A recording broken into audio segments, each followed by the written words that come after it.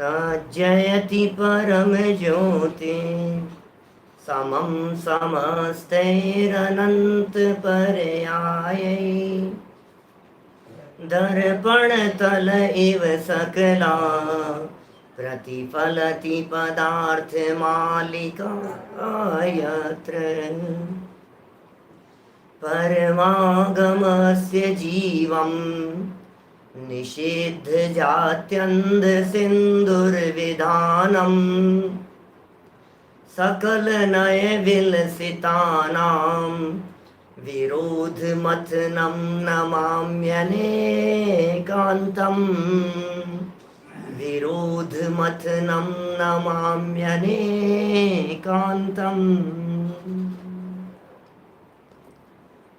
पुरुषार्थ सिद्धि उपाय नामक ग्रंथ है। बहुत ही सुंदर और मार्मिक वर्णन अमृतचंद्राचार्य के माध्यम से किया जा रहा है। कितने प्रकार से हिंसा की चर्चाएं हो सकती है।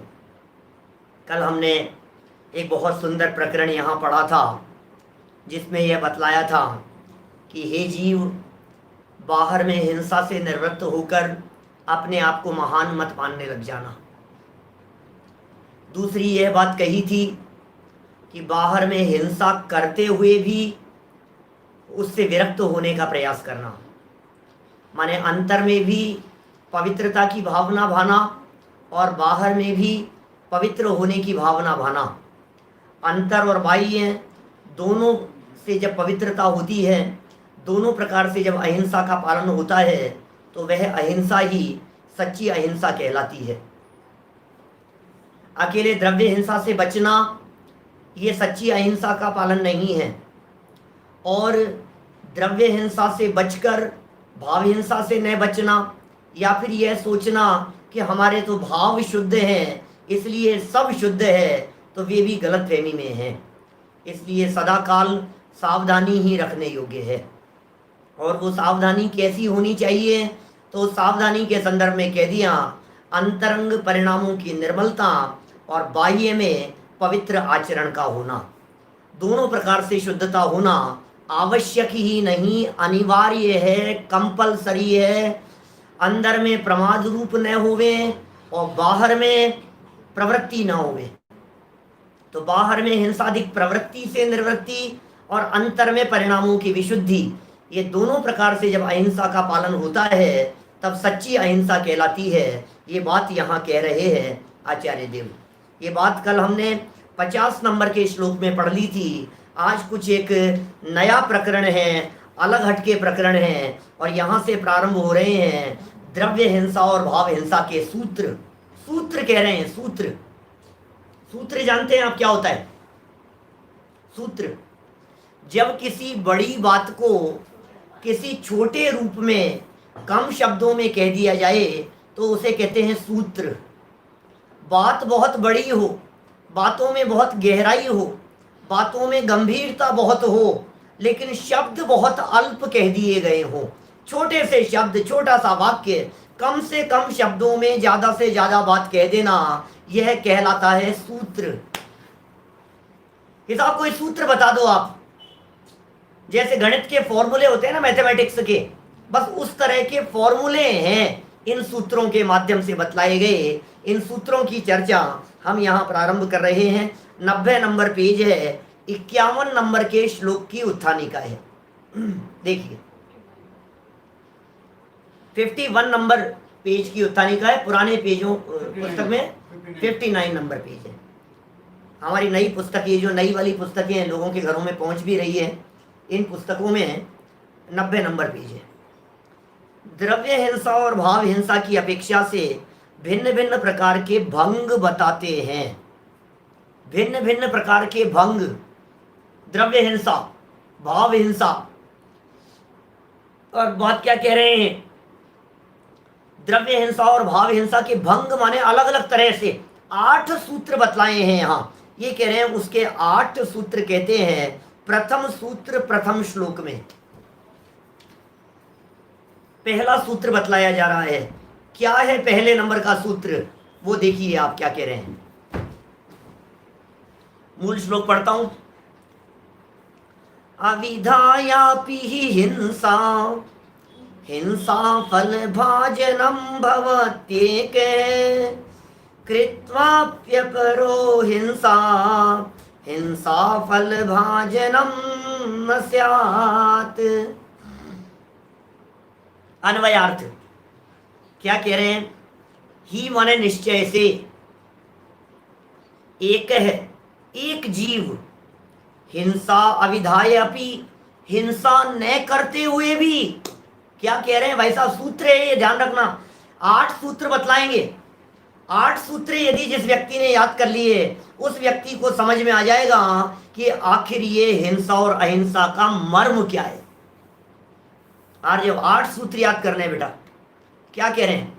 क्या क्या सूत्र है? पहले नंबर का सूत्र बतलाया यहां, निश्चय से एक जीव हिंसा न करते हुए भी हिंसा फल भाजनम, हिंसा के फल को भोगने का पात्र है, भवती बनता है।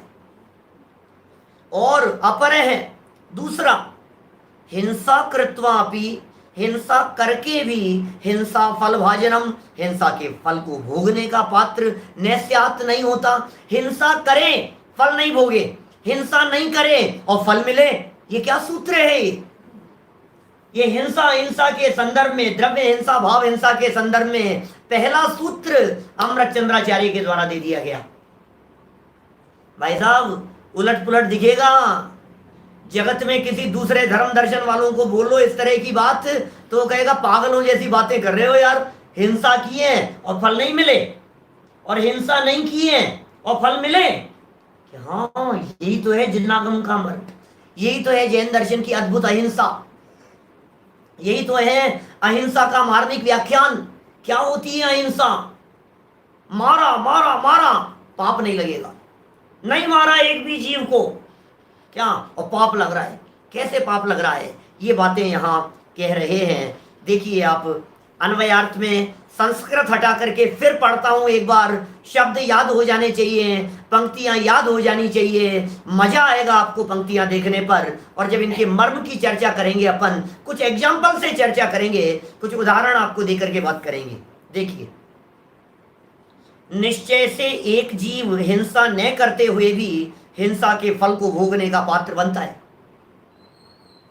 यद्यपि बात हिंसा के संदर्भ में कही जा रही है, आप झूठ में भी लगा लेना, आप चोरी में भी लगा लेना, आप कुशील परिग्रह में भी लगा लेना। अमृत चंद्राचार्य आगे भी चैप्टर देंगे इनके झूठ चोरी कुशील परिग्रह के त्याग के लिए।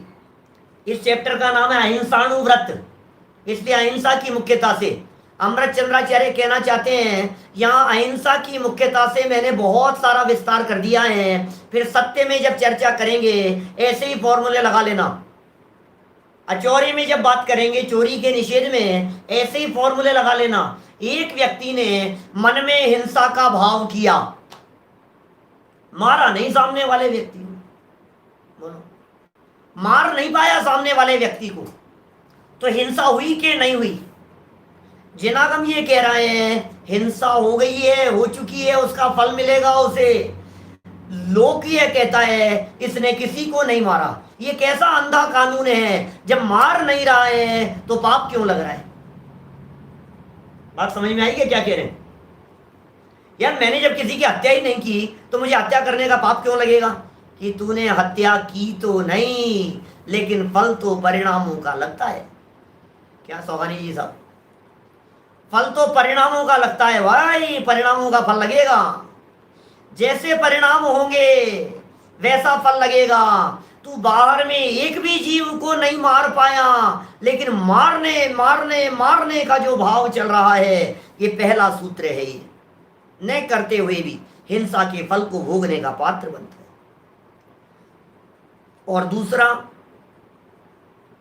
हिंसा करके भी, दूसरा जीव हिंसा करके भी हिंसा के फल को भोगने का पात्र नहीं होता। हिंसा की, उसके हिंसा करके भी, माने ये करके शब्द की जगह ऐसा लगा लीजिए, हिंसा होने पर भी, एक व्यक्ति के द्वारा हिंसा हो जाने पर भी वो हिंसा का पात्र नहीं है, हिंसा के फल को भोगने का पात्र नहीं होता है। ठीक है, टीका पढ़े अपन, क्या बात कह रहे हैं? ही एक है हिंसा अविधाय अपि हिंसा फल भाजनम भवति। निश्चय से कोई एक जीव हिंसा न करने पर भी हिंसा के फल को भोगने का पात्र बनता है। न करते हुए भी, हिंसा न करने पर भी, मारा नहीं है किसी भी जीव को और फल भोगने का पात्र बन गया है। ये कैसा अंधा कानून है। एक अमिताभ बच्चन की मूवी थी, बचपन में देखी थी, अंधा कानून के नाम से सजा भोग ली उसने एक व्यक्ति की हत्या में। कैसा अंधा कानून है ये, मारा ही नहीं और आपने सजा भी दे दी, ऐसा कैसे हो गया। तो क्या जिनागम का कानून भी इतना अंधा कानून है? अंधा नहीं है कानून, तू हिंसा करता रहता है। कैसे हिंसा करता रहता है? और मार और मार और मार, बहुत अच्छा, शाबाश, मजा आ गया। टीवी की स्क्रीन पर बच्चे लोग ऐसे ऐसे देखते हैं, रेसलिंग देखते हैं, वो दम दम दम दम दम चल रहा है, वो उसको कूट रहा है, वो उसको कूट रहा है, ये मजा आ रहा है। और बंदूक लेकर के दौड़ता रहता है वीडियो गेम में, मारता रहता है, मार। भैया पाप बांध रहा है, पाप, पाप की पोटली बांध रहा है अपने माथे पर, तुझे अंदाजा नहीं है क्या? ख्याल में आ रही है बात?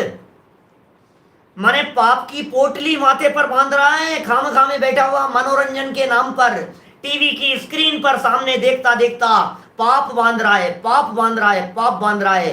हीरो को देख करके कहता है विलेन पिटना चाहिए और पिटना चाहिए और पिटना चाहिए।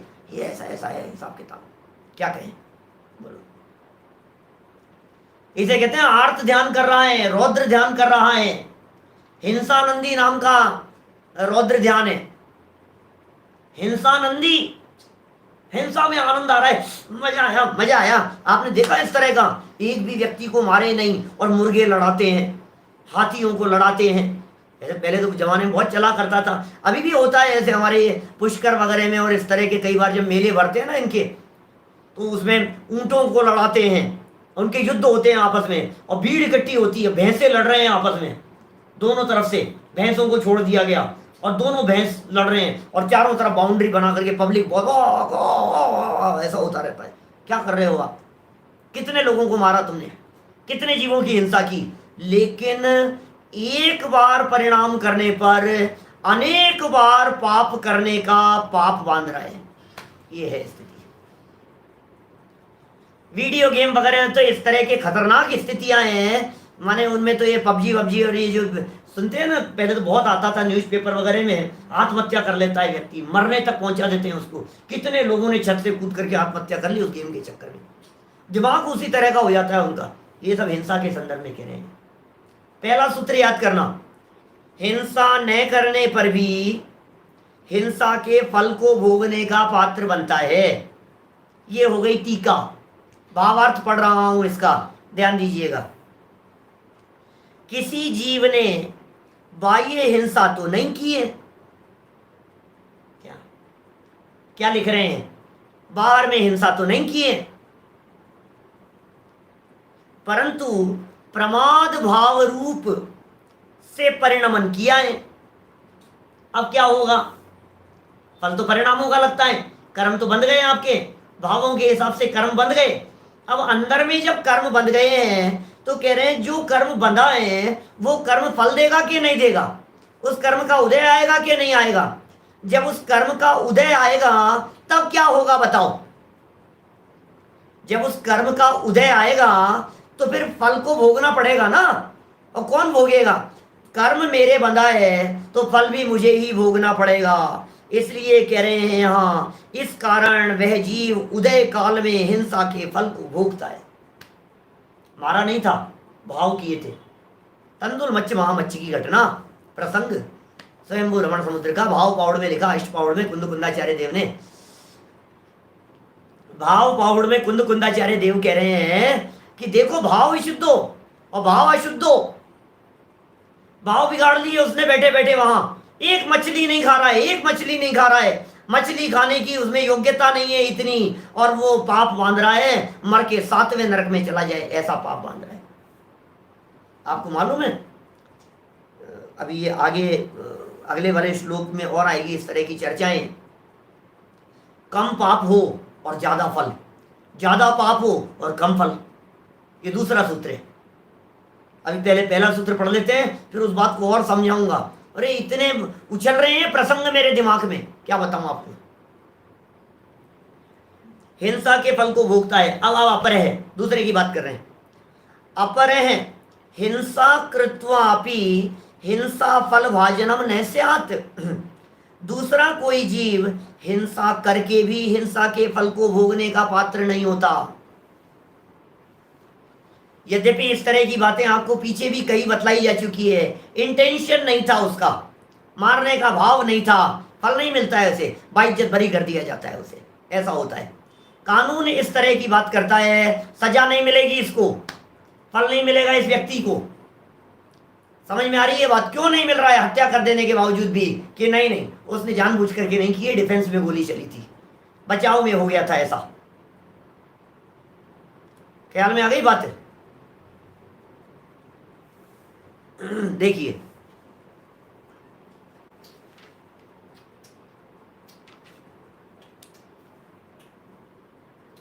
किसी, ये पढ़ लिया ना अपन ने, कोई दूसरा कोई जीव हिंसा करके भी हिंसा के फल को भोगने का पात्र नहीं होता।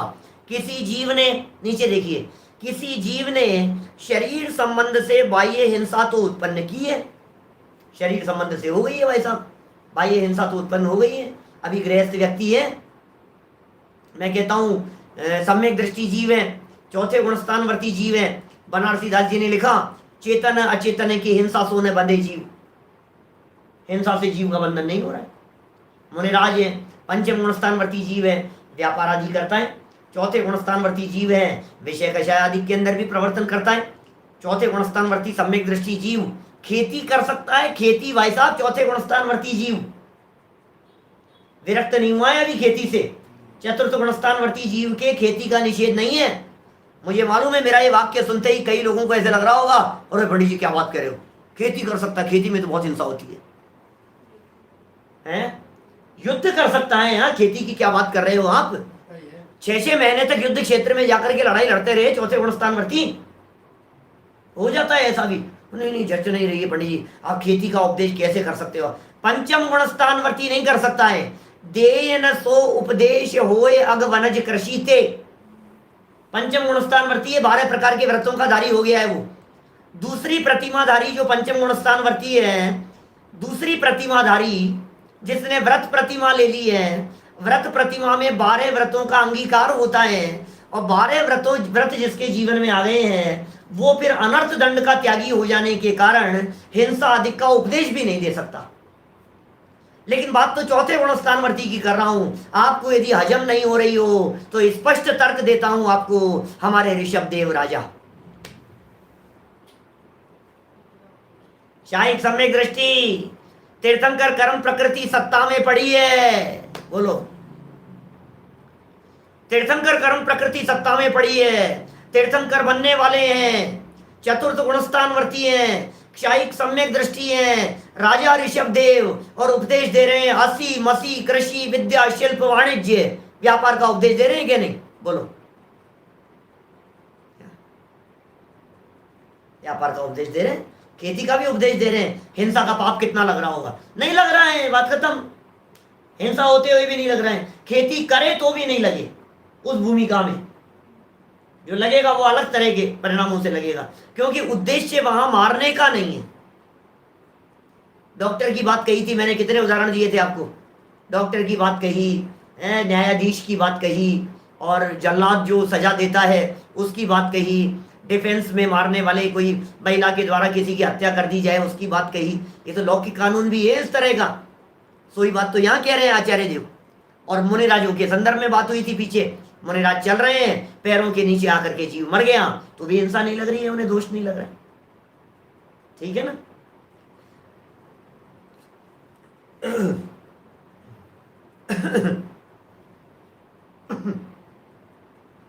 किसी जीव ने शरीर संबंध से बाह्य हिंसा तो उत्पन्न की है शरीर संबंध से, परंतु प्रमाद भाव रूप परिणमन नहीं किया। अंदर में प्रमाद नहीं था, अंदर में आलस्य नहीं था, अंदर में कषाय भाव नहीं था। प्रमाद के अंदर यहां कषाय को गर्भित करना, यहां जो प्रमाद कहा है ना, इसमें मिथ्यात्व अविरति प्रमाद कषाय योग सब गर्भित। ये एक नाम प्रमाद का है। हिंसा में प्रमाद परिणति मूल है, तो प्रमाद में कषायें गर्भित होती है। आप जानते हैं प्रमाद के 15 भेद होते हैं। 15 प्रकार के भेदों के नाम याद है आपको? बोलो भाई। 5 इंद्रिय विषय, 4 विकथा और 4 कषाय। 5 इंद्रियों के विषय प्रमाद बतला रहा हूं आपको। 15 प्रकार के प्रमाद कौन से होते हैं, नोट डाउन कर सकते हैं नए लोग।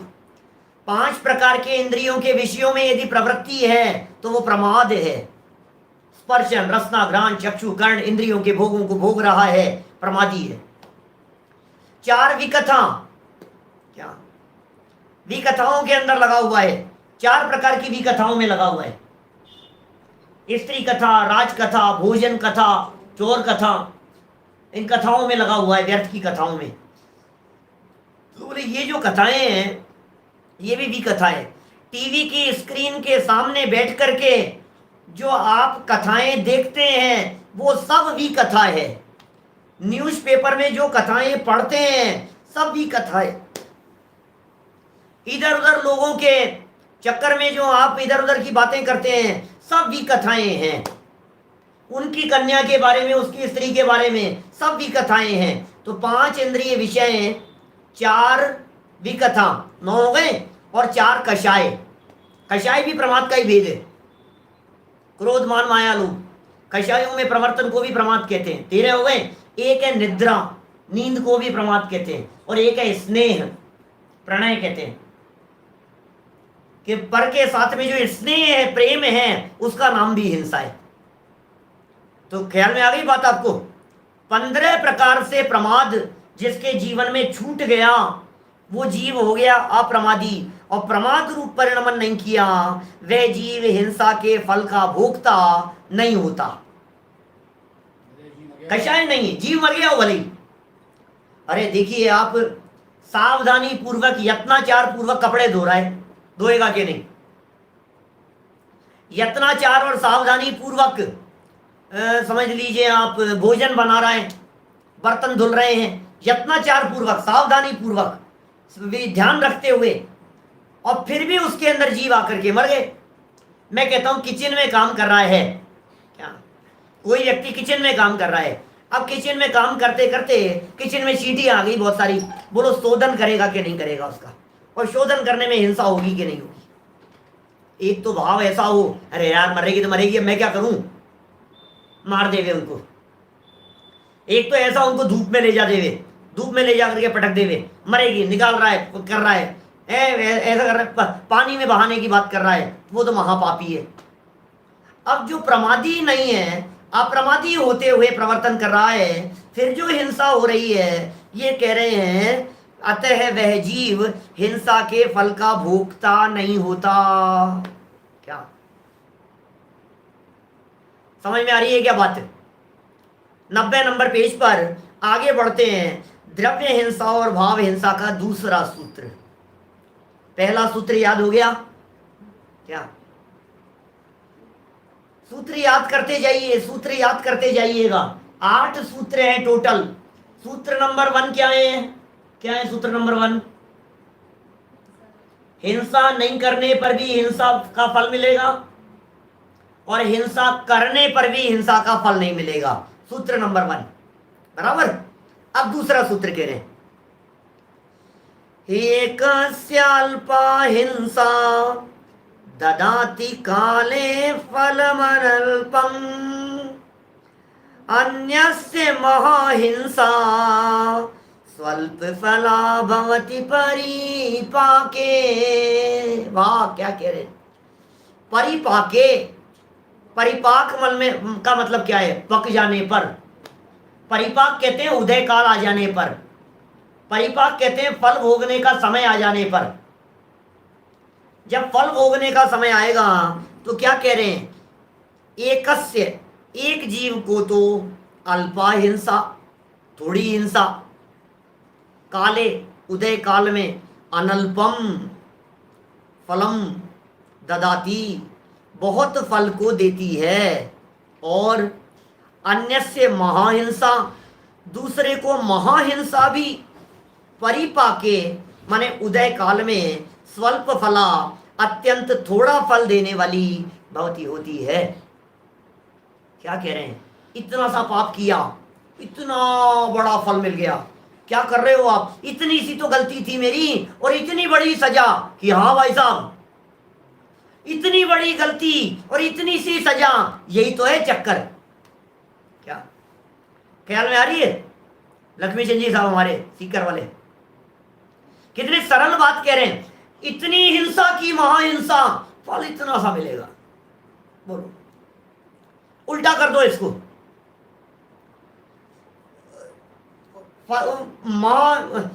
हिंसा की इतनी सी और फल इतना बड़ा।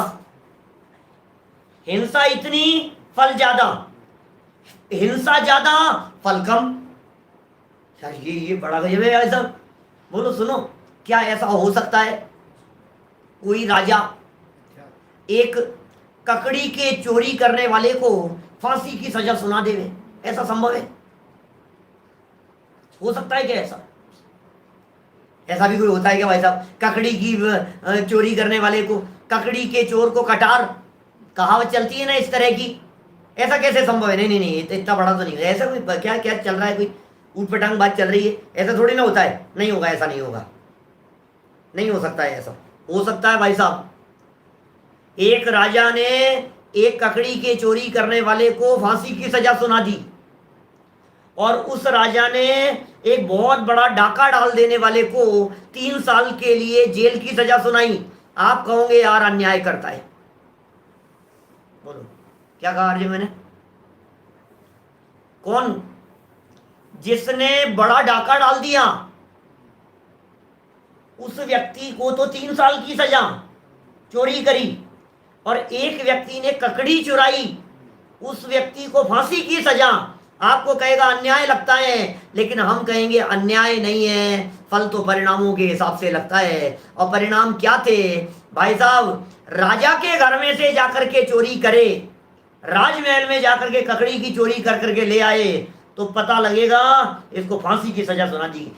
सवाल ककड़ी की चोरी का नहीं है, सवाल ये है कि तुम समझते क्या हो नगर वासियों, राजा के यहां भी चोरी कर सकता हूं तो तुम लोग तो क्या लगते हो मेरे सामने? सवाल समझ में आ रहा है बात आपको? बात समझ में आ रही है क्या? सवाल उस चीज का है, पाप उस चीज का लग रहा है। सुनो, मैं पढ़ता हूं यहां क्या कह रहे हैं, सरल अर्थ पढ़ता हूं यहां 90 नंबर पेज का। देखिए, एक जीव को तो थोड़ी हिंसा काल में बहुत फल को देती है, थोड़ी हिंसा उदय काल में, और दूसरे जीव को महान हिंसा भी उदय काल में अत्यंत थोड़ा फल देने वाली होती है। लो, विनू भाई क्या कह रहे हैं? कुछ नहीं किया यार, हमारे क्या गलती है? देखो अभी सुनना, ये हिंसा के ऊपर लगाया है, इसको मिथ्यात्व पर लगाओ तो हमारे आत्मार्थियों को तुरंत समझ में आ जाए। कुछ नहीं किया साहब इसने तो कोई गलती नहीं की, और सजा क्या मिल रही है? चल निगोद में। ये क्या हुआ? ये क्या हुआ यार? मैंने किसी की हत्या नहीं, मैंने किसी को मारा नहीं, मैंने कुछ किया नहीं, लेकिन जो तेरा अभिप्राय है कि मैं मार सकता हूं, तेरा ये अभिप्राय तुझे 7वें नरक में पहुंचा देता है, निगोद में पहुंचा देता है। ये अभिप्राय का फल है मिथ्यात्व, मिथ्यात्व का फल, ये मान्यता का फल है। कंसेप्ट समझ में आना चाहिए हमारे को क्या कहना चाह रहे हैं हिंसा के संदर्भ में। और दूसरा व्यक्ति खूब हिंसा कर रहा है, खूब हिंसा कर रहा है, और हिंसा करते हुए भी स्वर्ग में चला जाता है। क्या बात कर रहे हो आप? परिणाम सुधार लिए थे उसने, ऐसा हो जाता है। पढ़ लिया ना अपन ने, अन्वय पढ़ लिया ना पूरा। टीका देखो, टीका 91 नंबर पेज पर। एकस्य अल्पा हिंसा काले अनल्पम फलम ददाति। किसी एक जीव को थोड़ी ही हिंसा उदय काल में बहुत फल देती है। थोड़ी सी हिंसा, चींटी मर गई और बहुत फल देगी। क्या बात कर रहे हो यार? इतने से में इतना कि तेरी चींटी मारने की प्रवृत्ति, अकेले तूने एक चींटी को नहीं मारा है, तूने हजारों लाखों चींटियों को मारने का पाप बांध लिया है। तेरे मन में चींटी के प्रति द्वेष बुद्धि है, चींटी की जगह मच्छर लगाइए तो आपको बात समझ में आएगी। एक व्यक्ति ने रैकेट रखता है, वो रैकेट, और वो रैकेट रख करके रखता है घर में, और मच्छर दिखे तो उसे मारूंगा मैं। और 10 दिन हो गए उसको वो, और कोई मच्छर नहीं दिखा, और एक मच्छर एक दिन दिखा, उसने एक मच्छर को मारा।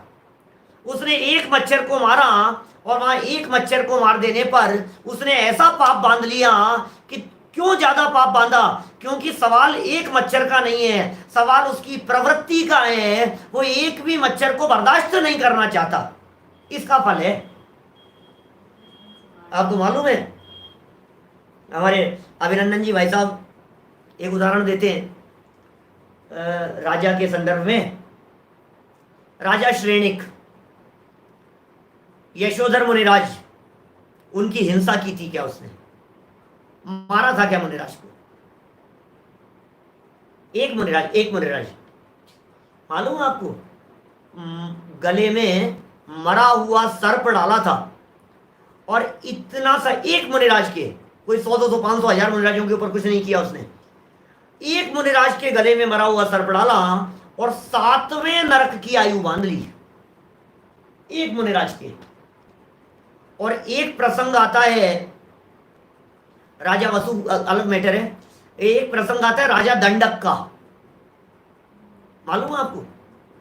दंडक राजा, उस दंडक राजा ने क्या किया, अभिनंदन आदि 500 मुनिराजों को घानी में पेल दिया, दंडक वन में। सुनिए की कथा ध्यान आ रही है। दंडक राजा ने 500 मुनिराजों को घानी में पेल दिया, और मर करके वो राजा गया तीसरे नरक में।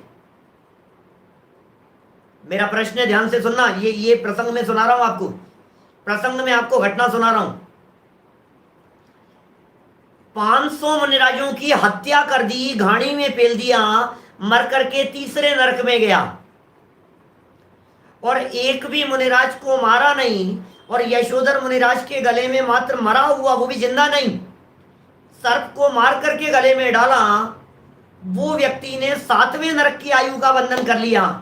ये एक मुनिराज के ऊपर उपसर्ग करने वाले को 7वें का बंधन, और 500 की हत्या करने वाले को तीसरे नरक का बंधन, ये क्या न्याय है बताओ?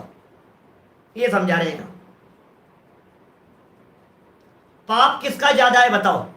हिंसा किसकी ज्यादा है? दंडक की। दंडक ने हिंसा ज्यादा की, 500 मुनिराजों को, भावलिंगी संतों को घाणी में पेल दिया उसने, मौत के घाट उतार दिया उनको, एक नहीं बचना चाहिए इनमें से, 500 मुनिराजों में से। पाप तो इसका ज्यादा दिख रहा है, महाहिंसा दिख रही है, फल कम। क्या फल कम लग रहा है? और उसको फल क्यों लग रहा है? एक ही मुनिराज क्या किया ना? नहीं, सुनो, सवाल तो भावों का है भाई साहब। क्या फल क्या लग रहा है? फल इस बात का लग रहा है, यशोधर मुनिराज के गले में डाला ना श्रेणिक राजा, श्रेणिक राजा के मन में दिगंबर मुनिराज मात्र के प्रति द्वेष बुद्धि थी, समझना। दिगंबर मुनिराज मात्र के मन में उसका बस चले तो न केवल पूरे बिहार में जहां का वो राजा था, न केवल उस एरिया में, पूरे दुनिया में एक भी दिगंबर मुनिराज का सद्भाव नहीं रहे। परिणति में तो ये चल रहा था, और कोई मुनिराज दिखते नहीं थे उसको कहीं भी। आज उसे एक मुनिराज दिख गए, जो दिख गए उनके ऊपर उसने कुत्ते छोड़ दिए, फिर बाद में एक गले में मरा हुआ सर्प डाल दिया। ऐसा हुआ ना? परिणति में क्या है? एक भी नहीं रहना चाहिए। और उसकी परिणति में ये नहीं है, उसकी परिणति में तो नगर में जो 500 है ना, इन सबको। तो सवाल मुनि मात्र के प्रति द्वेष और एक व्यक्तिगत द्वेष, दोनों में फर्क समझ में आ रहा है? तो व्यक्तिगत द्वेष में तो एक के प्रति विरोध का भाव है, और व्यक्तिगत द्वेष नहीं हो करके उस पूरे समुदाय के प्रति, कम्युनिटी के प्रति, पूरे मुनि समुदाय के प्रति जो द्वेष की बुद्धि है, उसका महापाप है, भले एक ही को मारा हो। ये कह रहे हैं सारा खेल भावों का है, सारी की सारी चर्चा भावों के ऊपर निर्भर करती है। दूसरा सूत्र याद हो गया क्या? क्या सूत्र दिया है? पढ़ा नहीं अभी अपन ने। किसी एक जीव को थोड़ी ही हिंसा उदय काल में बहुत फल देती है। भावार्थ पढ़े? देखो, किसी जीव ने बाह्य हिंसा तो थोड़ी ही की, परंतु प्रमादी होकर कषाय रूप बहुत परिणमन किया।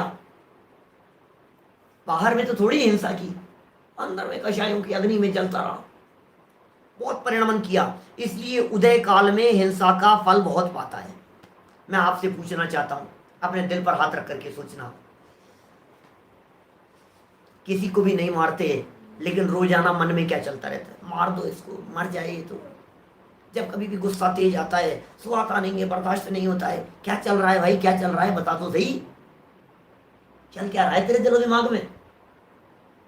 ये सब सारा खेल परिणामों का है। सब व्यवहार हिंसा की चर्चा चल रही है, व्यवहार हिंसा हिंसा की चर्चा चल रही है।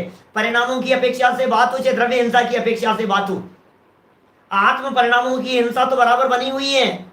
अभी वो निश्चय से होने वाली हिंसा को तो रख दिया हमने बगल में, अभी तो व्यवहार कैसा है मोटा मोटा तो समझने का प्रयास करें। बाहर में नहीं मारा, लेकिन अंदर में भी मारने का परिणाम नहीं आवे, ये सुधारने का प्रयास चल रहा है। यहाँ पर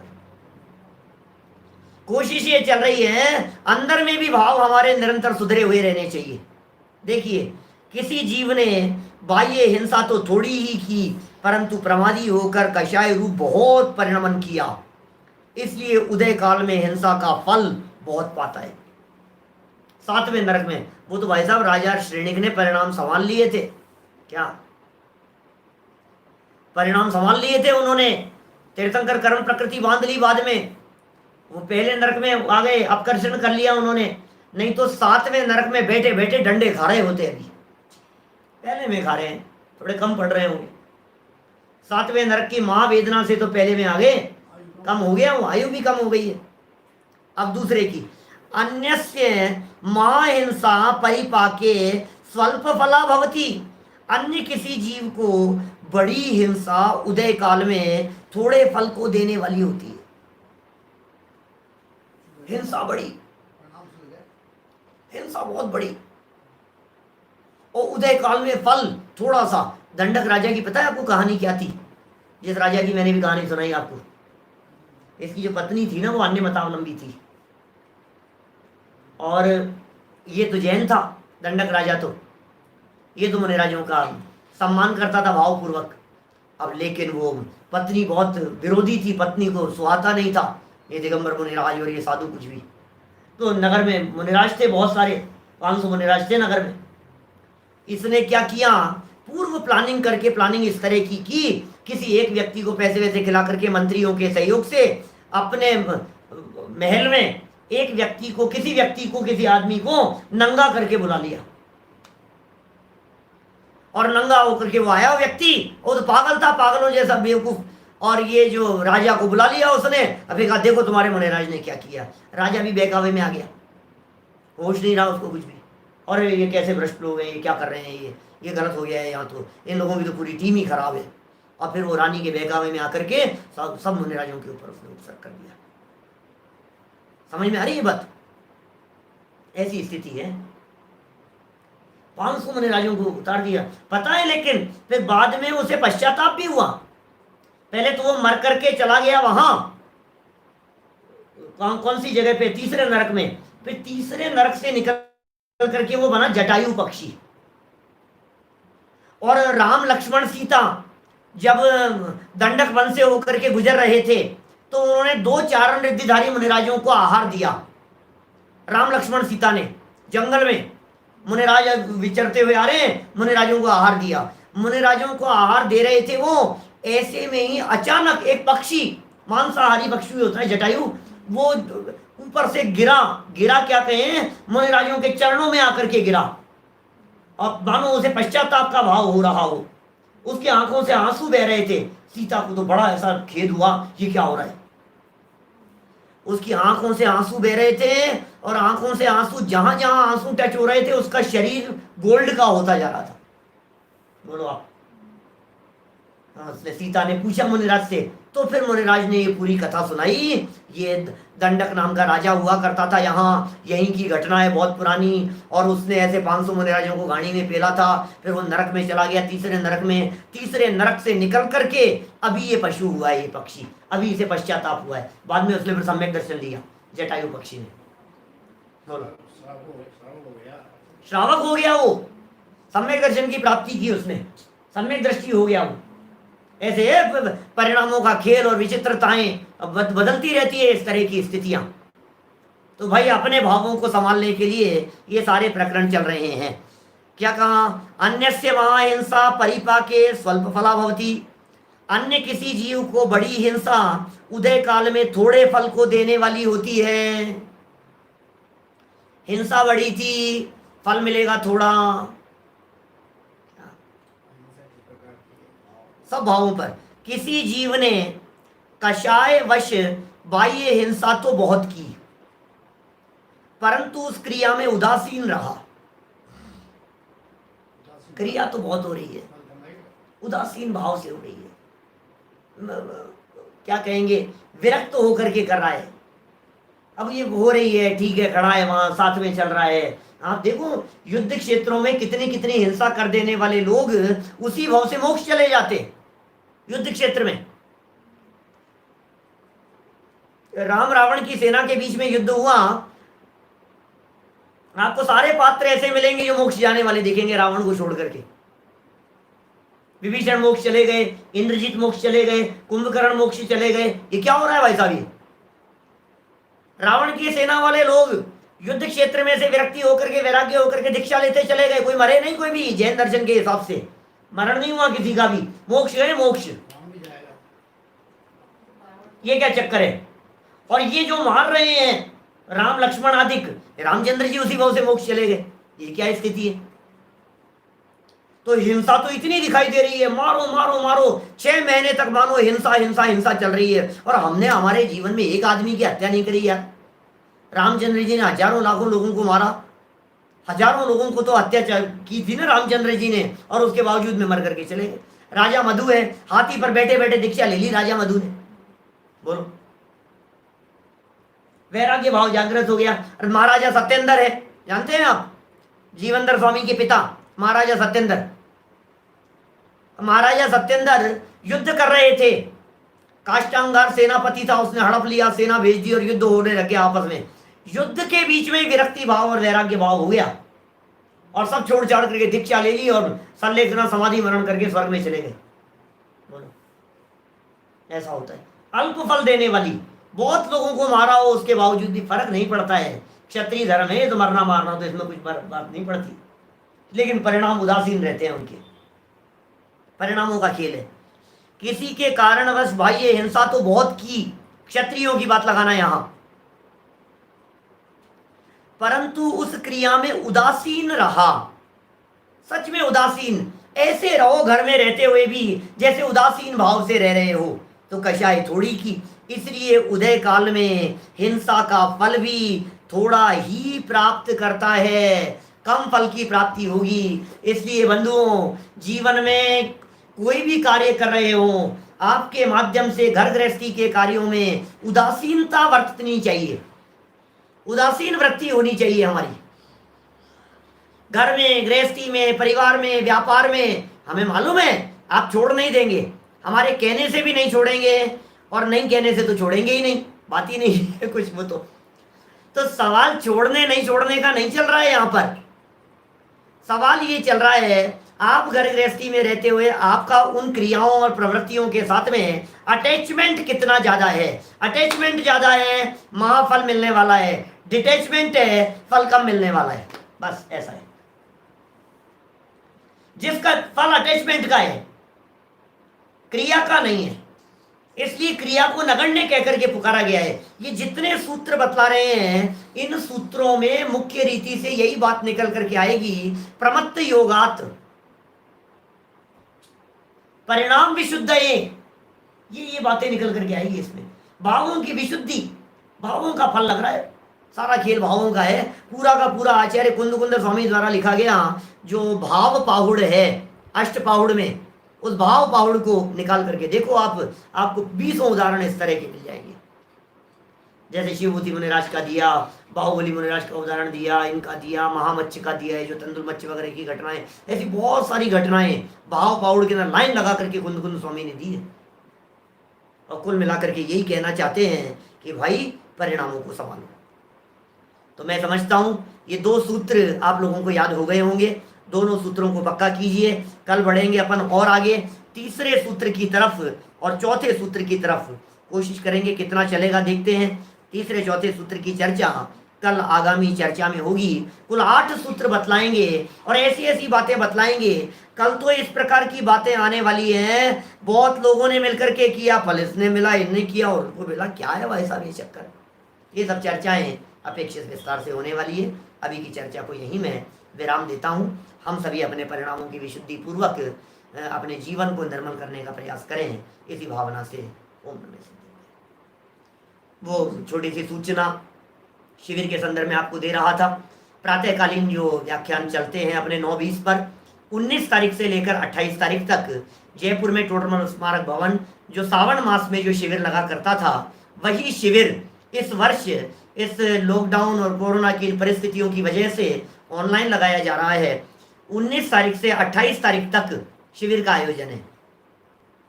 तो उस शिविर के प्रसंग पर सुबह जो अपनी मोक्ष मार्ग प्रकाशक का जो स्वाध्याय चलता है 9:20 पर जो चलता है, वो 10 दिन के लिए 10:15 बजे चलेगा। टाइम चेंज हो गया है, उसका विषय वही है, लाइन टू लाइन आगे चलेंगे जैसा चल रहा है, लेकिन 10:15 का समय हो गया है 19 से 28 तारीख तक के लिए।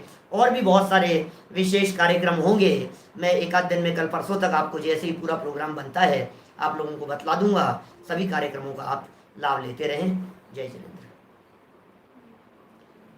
निज निधि निज में बताई यह अनंत उपकार है, उसके लिए जिन वाणी माँ को वंदना शतवार है, वंदना शतवार है।